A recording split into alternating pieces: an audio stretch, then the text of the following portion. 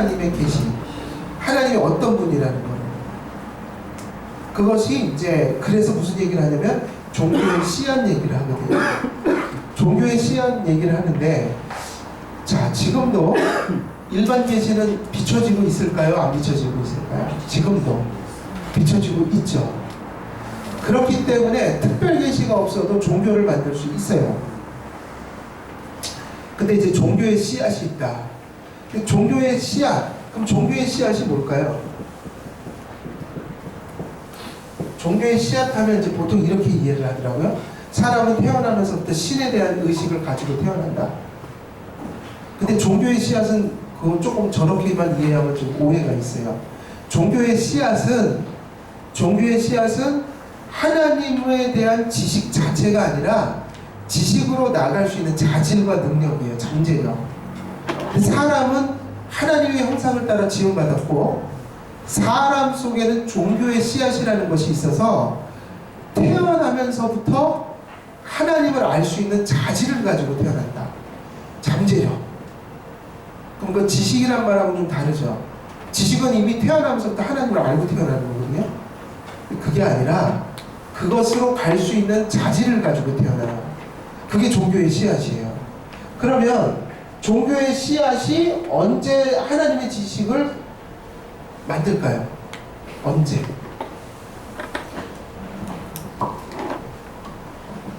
뭐가 비춰질 때?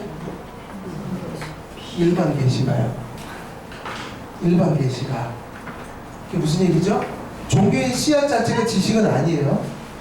근데 사람이 태어나서 학습을 안 하는데도, 학습이 없어도 일반 계시가 비치고 있기 때문에 종교의 씨앗을 지닌 인간이 세상에 태어나면 무엇을 이렇게 비춰지게 돼요? 일반 계시를 비추잖아요. 그러면 종교의 씨앗이 발동을 해갖고 누구에 대한 지식을 만들어요? 하나님에 대한 지식을 만드는데, 그게 바로 종교성이에요. 종교의 씨앗이 왜 이 설명이 중요하냐면, 데카르트는 합리주의자잖아요. 그래서 계시를 강조하지 않고 뭐를 강조해요? 이성을 강조한단 말이에요. 그러니까 데카르트는 하나님을 믿었을까요? 안 믿었을까요? 데카르트가 하나님 믿었어요. 계시로 믿는 게 아니라 자연 종교 비슷하게 믿어요. 그러면 데카르트는 어떻게 생각을 하냐면, 하나님에 대한 종교성이 있는데 그거는 계시가 아니라 사람의 이성 속에 있다. 그것이 이성 속에 이미 신의식을 가지고 태어난다. 내재되어 있는 거다. 이성 속에. 자유주의는 거기서부터 이제 발동이 됩니다. 그래서 자유주의의 특징을 보세요. 성경을 참조해요, 학문을 의지해요. 이성. 그러니까 연구에서 하나님을 얘기하려고 그래요. 그게 바로 자유주의예요. 자유주의. 무슨 얘기냐? 우리는 계시니까 성경을 봐야지, 내가 하나님이 무슨 말씀하시나 들어봐야지. 이거는 우리 신앙이고요. 자유주의는 뭐죠? 성경 필요 없고요. 성경은 참고서. 중요한 건 뭐죠? 세상을 보고 사고하고 사명하는 거예요. 그래서 내가 생각하는 거예요, 하나님을. 다시 말하면 연구하는 거죠, 머리로. 계시가 아니라 이성의 활동을 통해서, 사면을 통해서. 그러니까 일종의 자유주의는 신학이라기보다는 뭘까요? 철학이죠. 철학. 사면 활동. 성경을 참조하지 않는다. 근데 경험적인 것도 비슷한 거예요. 주관적인 거거든요. 그러니까 철학자들은 막 머리를 굴려서 하나님을 생각하려고 하고, 은사주의자들은 그냥 막 체험하면서 이게 하나님이야, 그치? 뭘 봤어요. 기도하다 뭘 봐요. 그럼 이게 하나님이야. 죄송하지만 출처를 알 수가 없어요. 어디로부터 왔는지 알 수 없어요. 우리는 하나님을 성경에 근거해서 생각하고 느끼고 말해야 한다. 그래서 자기의 경험 버리는 걸 그렇게 두려워하지 마세요. 그건 당연한 거 아니겠어요? 하나님 말씀하고 내 경험이 상충하면 들어맞으면 좋은데, 상충하고 성경으로 해석할 길도 없다면 그냥 어떻게 가는 게 안전해요? 말씀대로 믿고 가면 되죠. 경험한 거 그냥 경험한 거로 덮어놓으면 되잖아요. 그게 뭘 그렇게 중요해요. 그냥 성경이 또 인도하는 대로 가면 되죠. 뭘 보든 뭘 느끼든. 데카르트는 인간이 이성 속에 있다. 근데 칼빈은 종교의 씨앗을 얘기하면서 무슨 얘기를 하죠?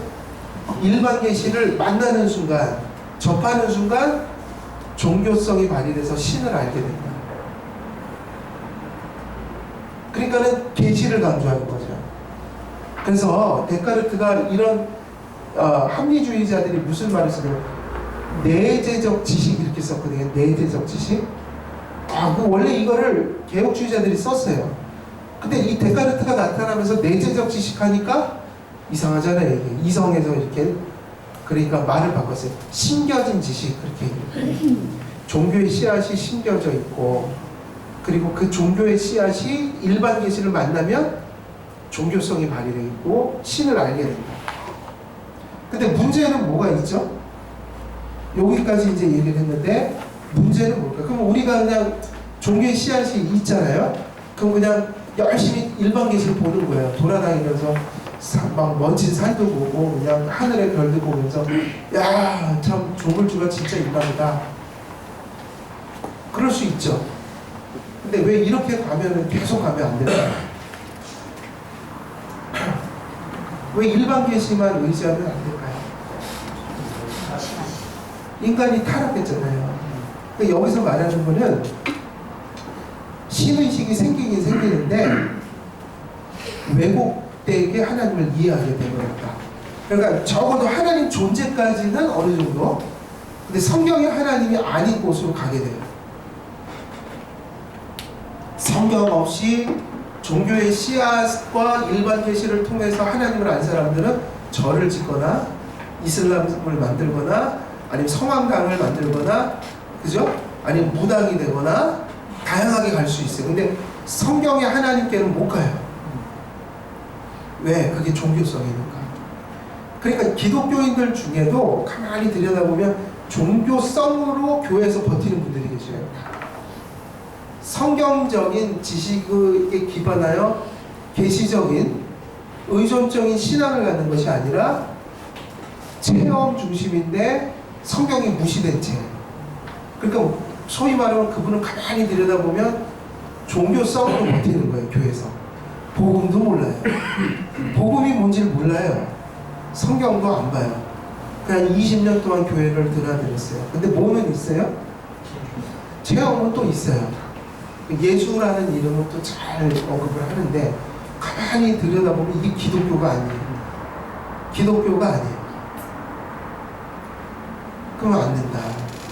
그거는 뭐를 의지하지 않은 거죠? 성경을 의지하지 않고 종교성에 호소한 거예요. 종교성은 타락해 있어요. 우리가 아담이 타락하면서 인간의 이성은 타격을 받았어요. 절대로 인간이 일반 계시를 종교의 씨앗을 가지고 똑바로 성경에 있는 하나님을 만날 수가 절대로 없어요. 그래서 칼빈은 만일 우리가 성경적 신앙으로 돌아가지 않으면 무엇에 빠지냐면 미신에 빠지게 된다. 미신. 그리고 위선에 빠지게 된다. 망상에 사로잡혀 자의적 숭배를 하는 행위를 하게 된다. 그래서 칼빈이 이야기한 것 중에 중요한 말이 있죠. 이 우주는 하나님의 영광을 비치는 눈부신 극장이다 그랬어요. 그죠? 맞죠?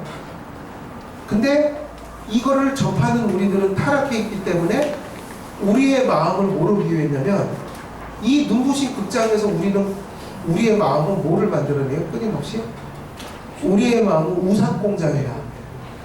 하나님은 우리에게 일반 계시를 통해서 하나님을 가르쳐주고 계시지만 이게 타락한 인간은 그걸 가지고 뭘 만들어? 우상을 만들어요.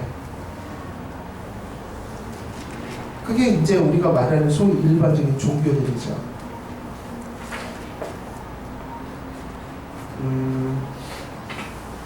그리고 이러한 하나님의 계시는 창조와 섭리를 통해서 나타나요.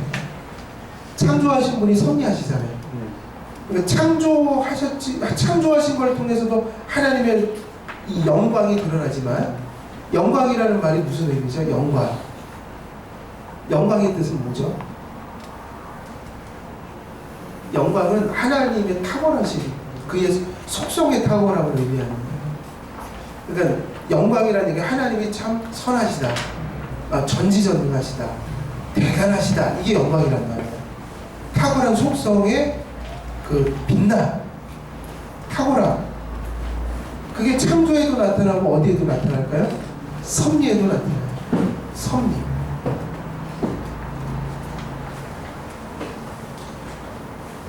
그런데 문제는 인간이 타락을 해버렸습니다. 그래서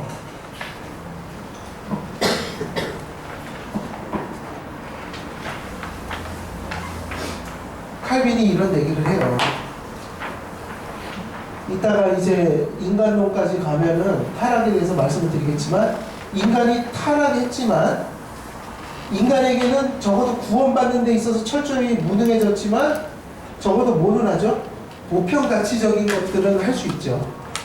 예를 들면 예술을 한다던가 도덕성을 발휘한다던가 이런 면들, 뭐 학문 세계, 예술 세계, 뭐 그림을 잘 그리고, 그래서 기가 막힌 솜씨로 그 불교의 미나 같은 거 보면 대단히 잘 그렸잖아요.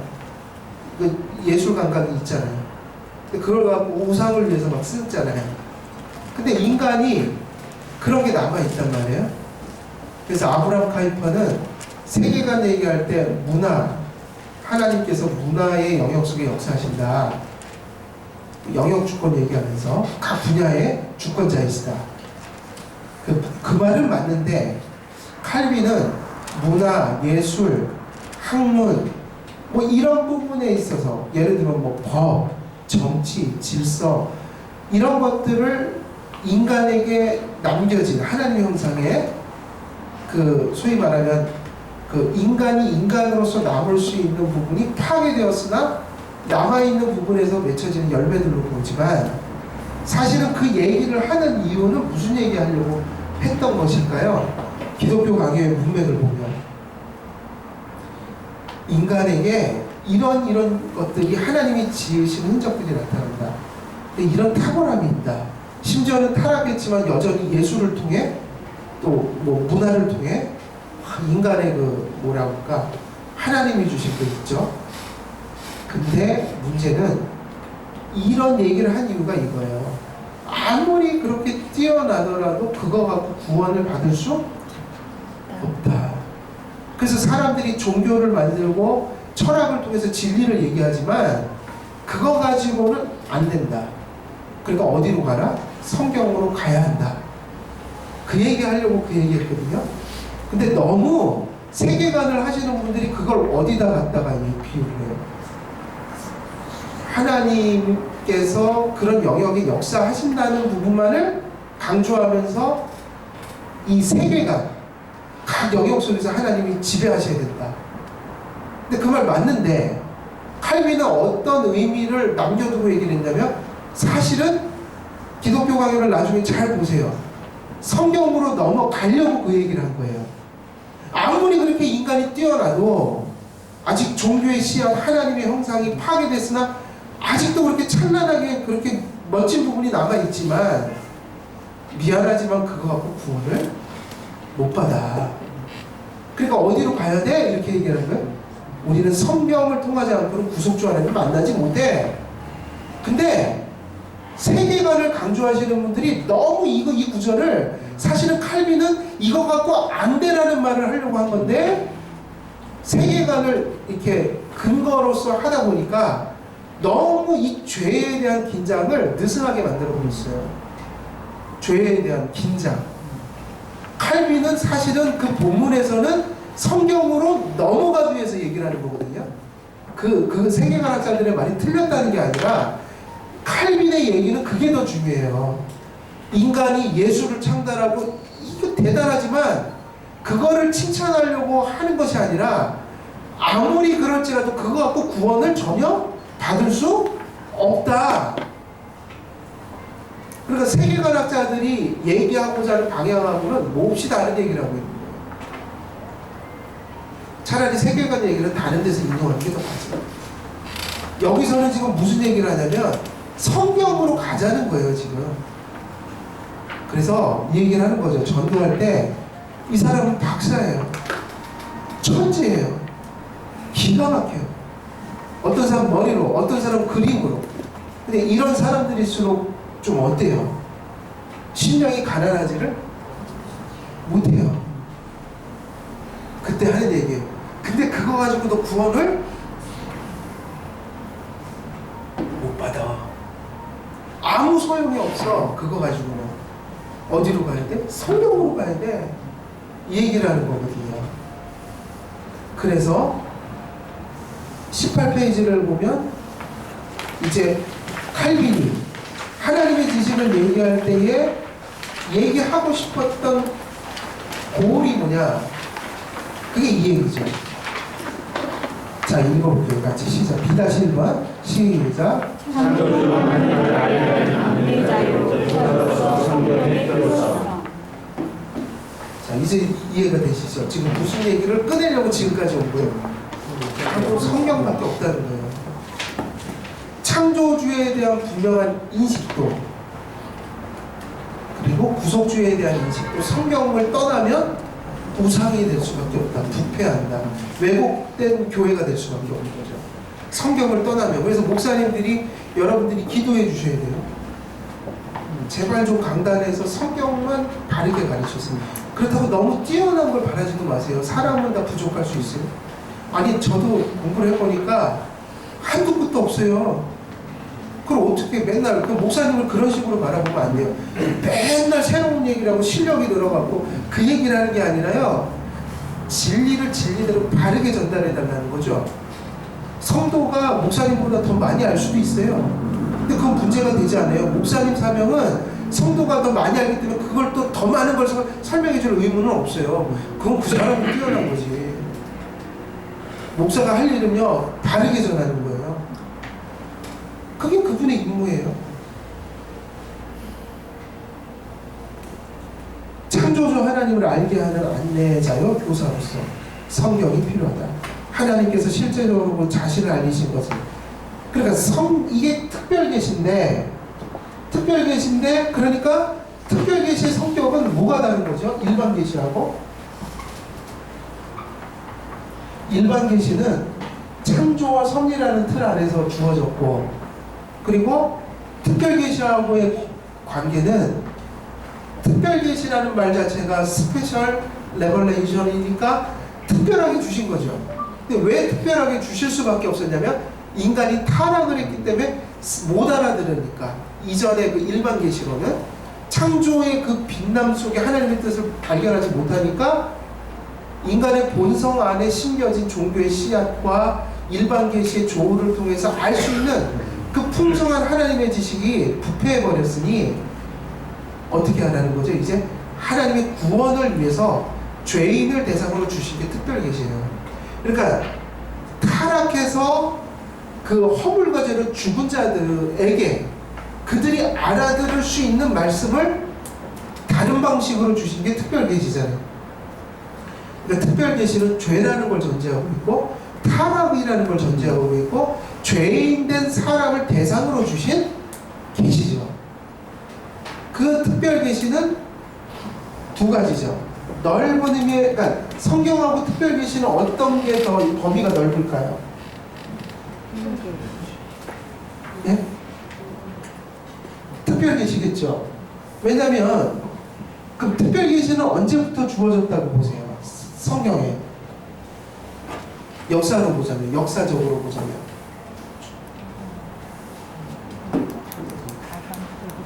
물론 계획은요. 역사적이라고 그랬잖아요, 제가.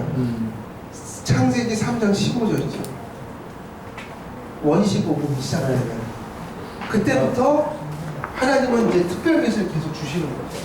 물론 이 3장 12 요게 전에 이게 특별 계시가 아니라는 얘기가 아니죠. 다 특별 계시죠. 왜냐하면 창세기 1장 1절부터 구원을 위해서 우리에게 주신 거니까 저는 이 얘기를 하는 거예요. 역사적으로 언제부터 하나님이 인간에게 특별 계시를 얘기하셨냐는 거죠. 그건 창세기 3장 15절부터라고 봐야죠. 원시복음이 시작되는, 타락하고 하나님이 이제 원시복음을 주시는 그 시점부터 특별 계시는 시작된다. 그래서 특별 계시는 그러니까 성문화되기 전과 성문화된 후로 나뉘어야겠죠? 당연히. 특별 계시는 성경이 있기 전부터 있었나요? 없었나요? 아브라함에게는 음성으로 들려주셨잖아요. 근데 그게 점점 세월이 흐르면서 문자로 기록이 되기 시작하죠. 그래서 66권의 성경이 딱 끝날 때 특별 계시는 어떻게 된 거예요? 끝났죠. 완성됐죠. 그러니까 지금은 특별 계시라고 하면 사건도 있었고 이전에는, 그 다음에 기적이 많았고 이적이 많았고 꿈도 있었고 환상도 있었고, 예를 들면 야곱이 돌베개 베고잠 잘 때 꿈을 통해서 계시하셨거든요. 그럼 지금은요? 지금은 이제는 꿈이나 이적이 필요가 있어요? 없어요? 없어요. 거의 다 우리가 꿈꾸는 개꿈이라고 그러죠. 자꾸 꿈 얘기하셔요. 근데 죄송해요, 개꿈이에요. 왜? 더 이상 필요가 없으세요. 그러니까 자꾸 여러분은 거꾸로 생각해요. 꿈을 꾸면 신령하셔 좀. 그게 아니라 성경보다 신령한 게 있어요, 없어요? 그러니까는 꿈을 의지하지 말고 뭐를 의지하죠? 성경을 의지하죠. 성경. 왜? 성경 66권으로 계시는 끝났어요. 계시가 끝났고 완성됐어요. 더 이상의 계시는 있을까요? 없을까요? 없습니다. 계시는 없어요. 그건 확실히 얘기해요. 더 이상 계시는 없어요. 혼자 뭐를 느꼈다고 해도 그걸 계시라고 얘기하지 마세요. 계시가 있을 수가 없으니까요. 계시는 성경 66권으로 끝났어요. 그러니까 특별 계시에는 성문화 되기 전에 특별 계시가 있고 성문화 된 이후에 특별 계시가 있죠. 성경을 떠나면 3번. 그래서 성경을 떠나면 어떻게 된다? 오류에 빠져요. 네. 성경은 권위를 갖는데 권위를 갖는 이유가 뭐죠? 성경이 하나님의 말씀인 이유가 뭐죠? 성경이 무엇을 받아서 쓴 책이기 때문에 영감. 영감이라는 말의 뜻은 뭐죠? 인간의 미덕을 넘어서, 재능을 넘어서 하나님이 죄성이 발동되지 않도록 특별히 역사해갖고 성경 저자들이 하나님이 의도한 진리를 진리대로 기록할 수 있게 하신 역사. 그래서 이것은 성경을 쓴 사람들에게만 임했어요. 우리 교회도 자꾸만 이 얘기는 하면 안 돼. 큰일 났다. 이거는 근데 그 나쁜 얘기가 아니라요. 그 누구나 자꾸 실수하는 거예요. 자꾸 영감 받았다고 하니까. 오늘 제가 예배를 드리다가 영감 받았어요. 그리고 영감이 아니라, 그러니까 우리는 뭘 받죠? 성경 읽을 때. 그러니까 사도와 선지자들은 성경을 기록하라고 영감, 인스피레이션 한 거지만, 우리들은 일루미네이션, 조명하심이죠. 성경을 볼 때, 성경을 깨닫도록 성경께서 가르쳐 주시는 것이다. 그러니까 우리의 마음에 죄성이 있으니 어두운 마음을 비춰서 진리를 보게 하시는 거죠. 그러니까 우리는 은혜를 받으면 성령이 조명하셨다. 오늘 성령의 조명 가운데 깨달았다는 맞는데 영감 받아서 깨달았다고 그러면 우리가 성령 저자가 되니까 그건 안 되죠. 그러니까 여기서의 영감이라는 것은 씻을 때 영감 받았다 그런 얘기가 아니에요. 성령의 특별한 역사예요. 누구에게만 임한 거? 사도들과 선지자들에게 임해서 성경이 단 한 단어도 잘못 기록되지 않도록 그들의 죄성을 억누르고 하나님이 그들을 사용하셨다는 얘기예요. 그렇다고 인격이 멈춘 건 아니에요. 인격을 그대로 사용하셨어요. 그래서 우리는 우리의 인격과 성령이 그걸 도구로 사용해서 썼기 때문에 유기적 영감, 인간과 유기적으로 이렇게 관계를 맺고 썼다. 그리고 완전 영감, 그리고 전체가 다 연관된 거예요. 그리고 축자 연관, 단어까지도. 물론 원본만이 오류가 없겠죠. 왜냐면 필사하다가도 이렇게 단어 하나씩 놓칠 수 있잖아요. 근데 사본이 있으니까 비교하면은 원본을 이렇게 원래의 의미를 찾을 수 있다. 미세한 부분이 잘못됐기 때문에. 그리고 중요한 것은 단어가 되게 중요합니다. 한 단어가. 정말 그 성경 66권이 다 맞는데 한 단어가 딱 잘못됐다고 그러죠. 하나님이 이처럼 세상을 사랑하사 독생자를 주셨으니 이는 저를 믿는 자마다 영원히 멸망치 않고 영생을 얻게 하리라. 근데 유독 하나님이 그 단어 하나를 실수하시고 독생자를 주셨으니 그게 독생자가 아니야. 그 이만이야. 이것도 구속당하고 고소한다는데 그죠? 괜찮죠? 이 정도는 괜찮아요? 요즘에는 함부로 얘기 못한대요. 고소한대요 또. 저기 전문가가 계셔서 괜찮아요? 네? 이 정도 얘기는 괜찮아요? 그냥 저희들끼리 묻고 넘어가면 돼요. 제가 책임지는 거예요? 여기서 책임지는 거예요? 제가 책임질게요. 그러면 계속 할게요. 근데 무슨 말씀인지 아시겠죠? 단어 하나도 중요한 거예요. 단어 하나가 어떻게 해석되느냐에 의해서 다 뒤집힐 수도 있어요. 그래서 이단들이 꼭 뭐 하나 건들잖아요. 단어 하나 갖고 뭘 한단 말이에요. 그래서 성경은요 그렇게 허술하게 써진 책이 아닙니다. 인간이 쓴 책도 교정해갖고 정말 잘 쓴 책들은 정말 잘 나오잖아요. 근데 그런 책들과 하나님 책을 비교하지 마세요.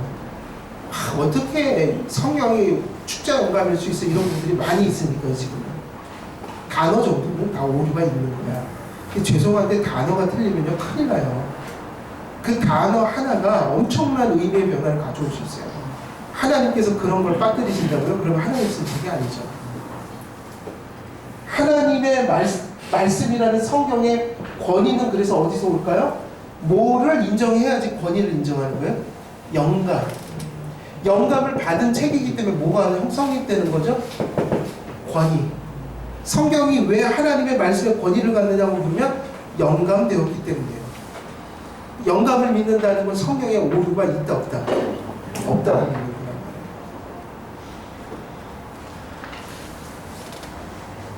그래서 교회의 기초가 뭐죠? 교회의 기초는 성경이에요. 성경의 기초가 교회가 아니라 가톨릭은 그렇게 얘기하거든요. 성경의 기초가 교회다. 우리는 그렇게 얘기하지 않고 교회가 성경의 기초에 있다. 말씀의 부르심을 받은 자들이 모였기 때문에 말씀이 먼저예요. 이거는 알이 먼저야 닭이 먼저 이런 게 아니라 너무 분명해요. 말씀이 먼저예요. 세상의 모든 것들이 하나님의 말씀으로 지음을 받았다. 창조주. 구속도 그리스도의 말씀으로 구원받아요. 그러니 교회는 말씀이 없었으면 애초에 존재하지 않았죠. 그래서 그 20페이지에 그 검정 글씨 거기 직접 인용한 거 거기 첫 번째 그 현재 우리는 거기 있죠. 거기 한번 읽어볼게요. 시작. 현재 우리는 매일같이 하늘로부터 하나님의 말씀을 받는 것이 아니다. 그것은 하나님께서 성령 안에서만 자기의 진리를 영원히 기억할 수 있도록 풍성하게 보존하기를 원하셨기 때문이다. 마치 하나님의 살아있는 말씀을 하늘로부터 직접 듣는 것처럼 성경의 기원이 하늘로부터 유래되었다고 생각될 때에만 비로소 성경은 신자들로부터 완전한 권위를 얻게 되는 것이다. 그렇죠? 여기 이제 우리가 얘기한 게 거의 다 들어있죠. 네. 자, 성경이 하나님의 말씀인 증거. 그러면 이제 여기서 이제 중요한 얘기는 하나님의 말씀인 것을 어떻게 아시죠, 여러분? 그럼 이제 여기서부터 이제 헷갈려지기 시작하시고 이제 연구를 시작하세요. 오늘부터 하나님 말씀인 걸 내가 찾아보겠어요. 그럼 이제 평생 못 믿으십니다. 성경은 하나님의 말씀이라면 성경은 성경 자체가 성경이 진리인 것을 자증해요. 우리는 그 성경의 진리성을 발견한 거예요. 근데 중요한 게 있죠. 왜 어떤 사람은 그 하나님의 말씀을 하나님의 말씀으로 받고 어떤 사람은 받지 않을까요? 성경이 진리인 것을 자신 안에 담고 있지만 인간이 눈이 어두워서 그걸 발견하지 못하죠. 그래서 성경이 진리인 것을 아는 방법은 성령을 받는 길밖에 없어요. 성경의 저자이신 성경이 우리의 마음속에 진리의 빛을 비춰주셔야 그것이 성경이 하나님의 말씀인 것을 보기 시작해요. 사도 바울이 예수를 핍박하다가 예수님을 믿었죠.